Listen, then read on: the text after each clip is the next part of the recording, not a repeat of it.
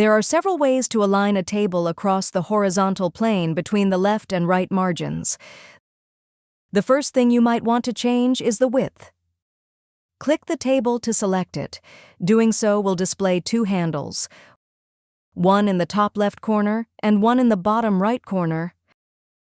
Hover the mouse over the handle at the bottom right corner, and your mouse will turn into a double arrow.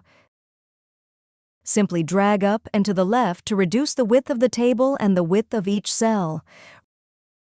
Right-click anywhere in the table and choose Table Properties. In the Table tab, choose an option from the Alignment section and click OK.